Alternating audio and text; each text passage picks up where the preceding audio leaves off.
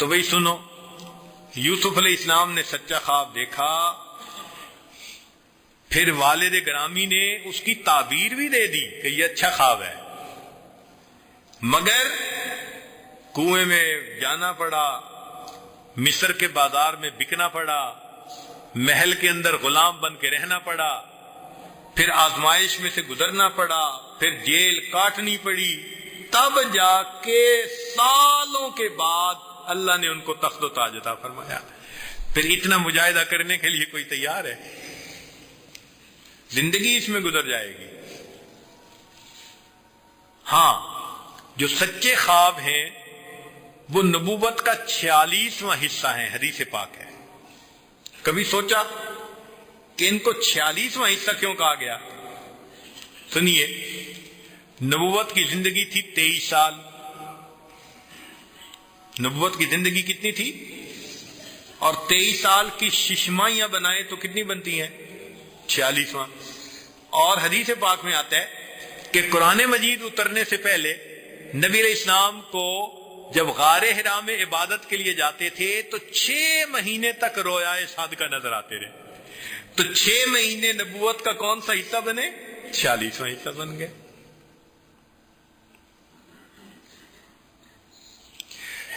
حضرت یعقوب علیہ السلام نے فرمایا، لا تقصص رؤیاک، اپنے خواب کو ظاہر نہ کرنا۔ وجہ کیا؟ کہ جب نعمت ملے اور غالب گمان یہ ہو کہ اگلے بندے کو اس سے حسد ہوگا تو ایسی صورتحال میں نعمت کا چھپانا ضروری ہوتا ہے، ورنہ حاسد انسان کا جینا دوبھر کر دیتے ہیں۔ اور جہاں امن ہو وہاں تحدیث نعمت کے طور پر بتانا ضروری ہوتا ہے۔ تو اب نعمت کے ملنے میں 2 صورتیں ہیں، جب نعمت بھی ملے اور امن بھی ہو تو اس وقت اس نعمت کا ظاہر کرنا یہ بہتر ہوگا، اور جب نعمت کے ظاہر کرنے سے لوگ فتنے میں پڑے، حسد میں پڑے، تو ایسی صورتحال میں اس نعمت کا چھپانا ضروری ہوگا۔ آج کے دور میں شاید فتنے میں پڑنے کا ماحول زیادہ ہے، اس لیے اللہ اگر کسی کو نعمت دے تو چاہیے کہ اس کو عام طور پر ادھر ادھر بیان نہ کرے، حتیٰ کہ اپنے احوال اور کیفیات کو بھی اپنے شیخ کے علاوہ کسی کے سامنے ظاہر نہ کرے۔ اب بتائیں، خواب سن کے لوگ حسد کرنے لگ جاتے ہیں، تو اگر کیفیتیں بیان کریں گے تو کتنا حسد کریں گے؟ اس لیے ذرا لو پروفائل رہنا سیکھنا چاہیے۔ شیطان ایسے موقعوں سے فائدہ اٹھاتا ہے اور لوگوں کے دل میں حسد پیدا کر دیتا ہے۔ اب سوچئے کہ سگے بھائیوں کے دلوں میں شیطان نے حسد پیدا کر دیا، تو پرائے بندوں کے سامنے بڑھ کے ماریں گے تو پھر حسد کتنا ہوگا؟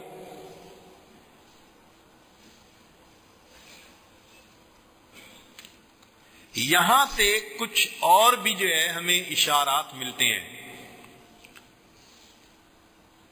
کہ حضرت یعقوب علیہ السلام نے مناسب سمجھا کہ اس میرے بیٹے کو اللہ نے جو نعمت دی یہ اپنے تک محدود رکھے، دوسرے بھائیوں کو نہ بتائے، وہ فتنے میں نہ پڑ جائیں۔ تو معلوم ہوا کہ جو تربیت کرنے والے لوگ ہیں وہ اولاد کی تربیت میں اس بات کا خیال رکھیں کہ کسی وجہ سے ایک کی محبت دوسروں کو فتنے میں نہ ڈال دے، تو وہ دوسروں کا بھی خیال رکھیں۔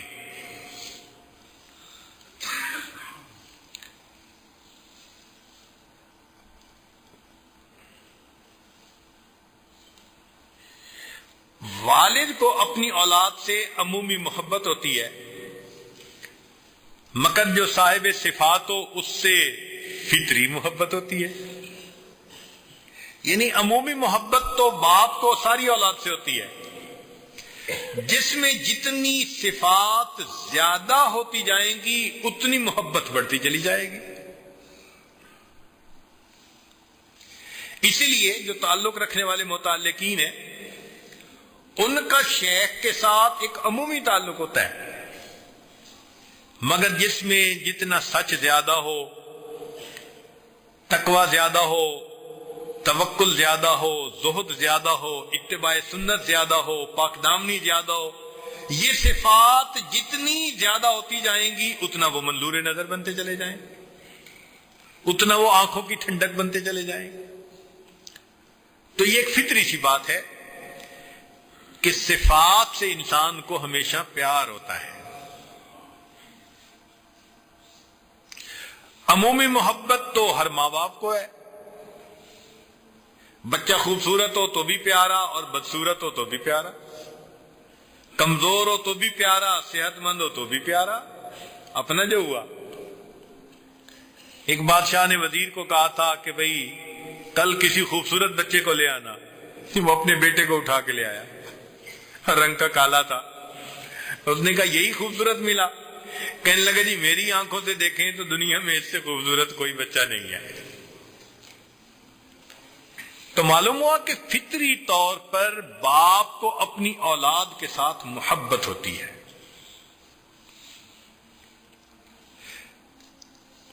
حضرت حسن اللہ عنہ نے اپنی بیٹی سے سوال کیا، سیدنا حسن رضی اللہ تعالیٰ، کہ بیٹی تمہیں اپنی اولاد میں سے کس سے محبت ہے؟ اس نے عجیب جواب دیا، کہنے لگی چھوٹے سے جب تک بڑا نہ ہو جائے، غائب سے جب تک واپس نہ آ جائے، اور بیمار سے جب تک تندرست نہ ہو جائے۔ ماں ہے نا، سبحان اللہ، عجیب جواب دیا کہ ان بچوں سے ماں کو واقعی جو کمزور ہوگا ماں کی محبت زیادہ ہوگی، جو بیمار ہوگا ماں کی شفقت اس پر زیادہ ہوگی، جو دور ہوگا اس سے محبت زیادہ ہوگی۔ اب اس کا یہ مطلب نہیں کہ باقیوں سے محبت نہیں ہوتی، نہیں، فطرتاً انسان اس محبت کی طرف کھنچ رہا ہوتا ہے۔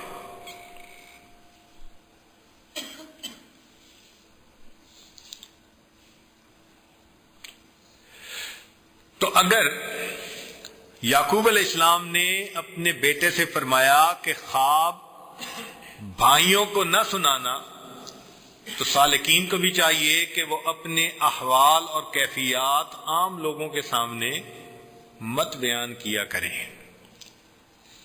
اور آج کل تو ایسی صورتحال ہے کہ خواب دیکھتے ہیں نا تو جس کو سمجھتے ہیں کہ یہ خواب کا اچھا حصہ ہے وہ آدھا سنا دیتے ہیں، باقی آدھا نہیں بتاتے۔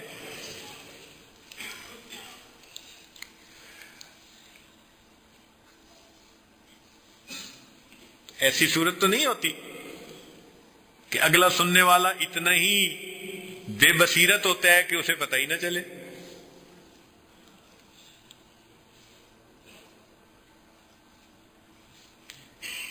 اب سوچئے کہ جب اللہ تعالیٰ یہ چاہتے ہیں کہ جو حال کیفیات میں بندے کو عطا کروں یہ میرا اور بندے کے درمیان راز ہے، بندہ اس کو نہ کھولے، چنانچہ کتنے لوگ ایسا کہتے ہیں جی بڑے لطائف جاری تھے جی، ہم نے کسی کے سامنے تذکرہ کر دیا، ختم ہو گئے۔ بھئی یہ ایک اللہ اور بندے کے درمیان راز تھا، آپ نے کیوں کھولا؟ نہیں کھولنا چاہیے تھا۔ اب ذرا یہ ایک نقطہ غور کرنے کا ہے کہ جو پروردگار اپنے اور بندوں کے درمیان کے راز کو دنیا میں کھولنا پسند نہیں کرتا، وہ قیامت کے دن اپنے اور بندے کے گناہوں کو دوسرے بندوں کے سامنے کھولنا کیسے پسند فرمائے؟ وہی تو بندے اور اللہ کا معاملہ ہے نا۔ اس لیے تو فرما دیا کہ اگر میرے کسی بندے سے گناہ ہو بھی گیا تو تم دنیا میں رسوا نہ کرو، پردہ ڈالو۔ اور کیا فرمایا کہ جس نے دنیا میں کسی مومن کے گناہ پر پردہ ڈالا سترہ اللہ یوم القیامہ، اللہ قیامت کے دن اس کے گناہوں پہ پردہ ڈالے گا۔ وہ پروردگار کتنا کریم ہے۔